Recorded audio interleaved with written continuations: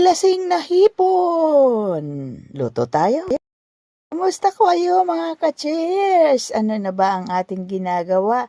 Tara at magluto tayo. Ito po ang napakadaling mga lutuin sa mga special occasion o sa ating pamilya. Kaya tara, samahan niyo po ako. Let's go!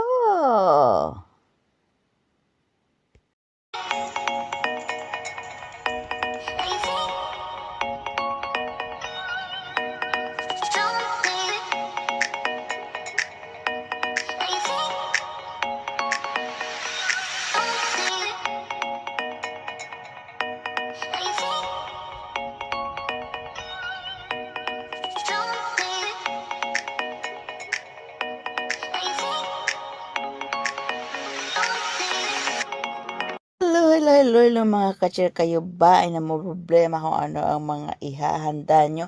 Lalo na kung may mga bisita o may mga special na occasion. Well, ito po ang isa sa napakaganda nating pwedeng lutuin at favorite ng lahat, ang pansit canton.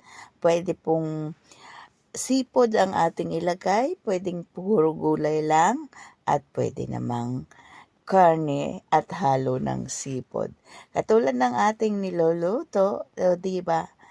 Meatballs ang ating nilagay at napakasarap naman talaga ng ating pansit canton. At isa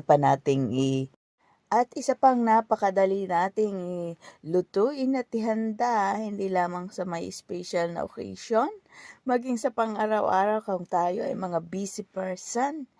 Nariyan po ang atin pong nilasing na hipon. Pwede rin hindi nilasing at nilagyan lang natin ng soft drink. So, yan.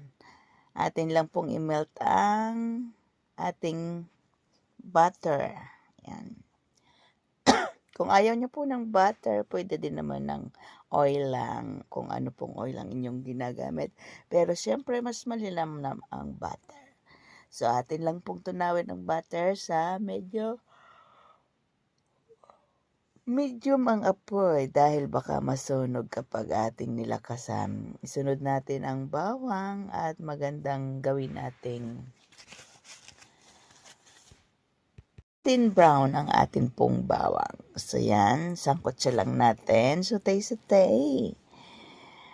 Atin pong laging hahaluin para po ano yung kanyang pagkakaluto ng bawang.